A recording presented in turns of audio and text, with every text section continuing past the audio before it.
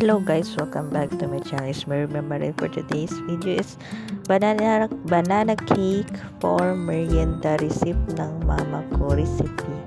So ayan, napanood nyo yan. Maglagay lang tayo ng Stanfield code na saging. Tapos mekos lang yan. So ipakita rin natin yung tutorial kasi syempre recipe ng mama ko ito. Actually, alam daw niya pero nood pa na daw siya sa online, baka nakalimot. So, pwede din yung kamote, pwede din Stanfield ko, ganyan. So, mekos lang yan. Lagyan mo ng asukal, timplahan mo rin. Harina. Yes na maliliit. So, ako kasi nilagay ko sa baso, tapos minekos ko rin. Tapos, yan. Maliit ang pangapaglagay hanggang ubusin mo. Tapos, asukal, harina. Yes. So, yan lang yung ingredients sa banana cake. So, first time ko ulit makakain ito kasi nung bata pa ako, nakabili ako sa street food. So, tag-5 lang. So, hanggang sa lumaki na ako, hindi na ako nakakain ng banana cake. So, wala naman akong nakikitang na street food dito sa city ng banana cake. Wala na ako nakita kasi sa bukid namin binibili ito ng 5 pesos. Pero pagdating ko sa city hanggang tumanda ako, medyo hindi naman ako nakakain ng banana cake. Wala namang nagbebenta ng banana cake dito sa city, no? So ayan, yan lang ulit ako nakakain ng banana cake. So pagkatapos mekos ilagay mo sa stainless steel na syempre plato. Sa plate, ilagay mo siya. Tapos, ilagay mo sa malaking kaldero. Pagkatapos, ilagay mo yung stainless steel. Then, yan na. So, hindi ko alam dyan na with oras pala yan. Kasi sinabi ng mama ko is luto na. Doon pa siya nagsabi na uurasan pala yan. So, pwede din magkumuha kayo ng maliliit na stick or cake. Basta nang ginalagay sa cake ng mga stick para itusok nyo lang yan sa banana cake para malaman nyo kung luto na.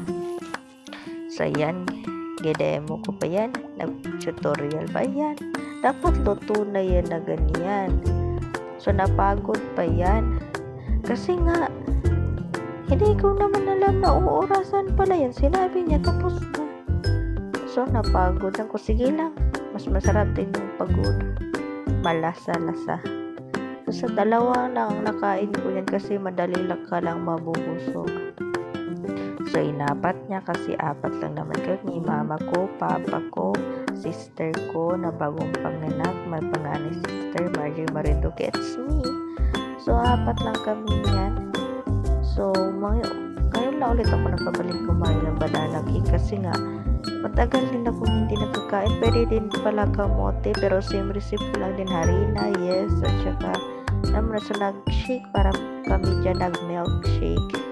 Basta shake siya na papaya shake kasi nga siyempre alam naman natin kung paano gawin ang shake. Sa blender lang man yan. So kinuha ko lang yung mga papaya sa loob, tapos inilagay ko sa blender.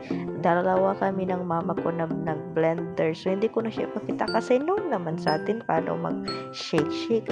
Saan nga na street food, pabibili natin ng shake. Kaya na dyan, meron ng shake agad, nilagyan lang namin ng ice. So for merienda, may merienda na tayong banana cake and shake. Siyempre, hindi ko na yung dinemo or tutorial ang shake kasi kahit saan mabibili mo naman yung street food. Paano mag-shake? I-blender lang. So, ayan sila kasi kainan na. Yes, kainan na po. So, para ditong birthday ni Linchar lang pero 1 month pa siya karon 24. So, syempre, binamihan ng mama ko para madami daw kami kakain kasi malalaki lang daw yung 4.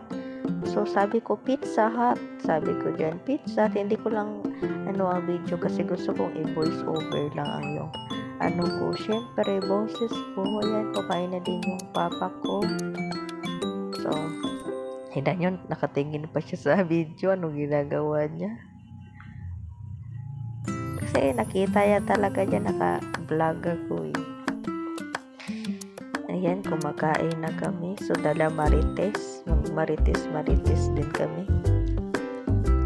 Siyempre, ngayon na ako nakabalik kain ng banana cake, no?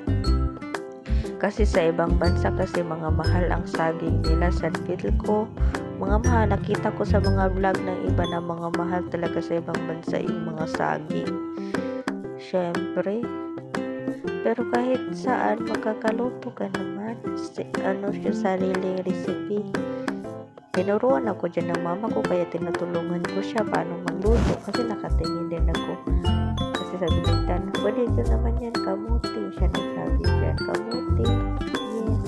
At syempre, harina at saka sugar. Kailangan ng pampatamis. Unang kumain yung mama ko talaga. Like si ate. Ay si papa din si ate. Syempre. Sarap din si papaya shake yan. Papaya shake. Pero ang kinakain ko kasi sa street food sa labas is mango shake. Pwede din naman mango. Basta prutas, di ba? Kahit anong prutas, pwede din grapes. Anong gusto mo. Yan, pinakita ko talaga sa tanfil ko. So, nung nasa bukid pa kami kasi lumaki ako sa bukid. Madami kami sa tanfil kasi sa uba namin or sa namin, may tanim kami na sarili namin lupa sa bukid. Meron kaming tanim na maraming saging, may marang kami, bukon, tambis, jackfruit, madami kami doong prutas. So, pag umuwi kami ng bahay, meron kami dala sa tanfil ko. Tapos, alam mo na, kasi mas madaling mahinog yung saging kapag nasa city ka kasi sobrang init. Kasi pag nasa bukid ka, malamig kasi sa bukid, sa amin fog. So, para din siya nasa kabagyo ka. So, ibig sabihin, matagal siyang maghinog. Pero, nilalagay lang namin ang tanfil ko sa malaking sako. Tapos, hindi namin siya ibibenta. Sarili lang namin kain. Tapos, sanay na kami sa tanfil ko. Magsasawa ka din naman. Pero minsan, niluluto ko na lang na parang, niluto lang. Kahit nahinog. Kasi hindi naman ako sanay niluluto ko yung tanfil ko. Kasi nga, dapat mga, lasabi, ganyan. Kasaba, or di kaya, kasi ang tanfil ko, first time ko rin yung niluto ng bata ako. Kahit ang dami namin hinog na tanfil ko kasi sa bukid. Kahit syempre sa bukid, sarili mo lang tinamin, sarili mo din naanihin. So, madali mo lang siyang may marang din kami dati, tapos naghihintay lang kami, naabutan kami ng unggoy.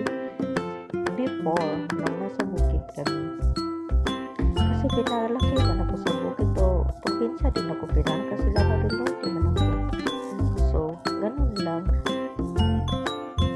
Ang dami din namin experience kasi basta nasa bukid ka, marami kang experiences. Farming ka, pwede din mag-farming ka. Yes. Tapos, ang sarili namin talagang tanim, passion ko, tapos binibenta namin.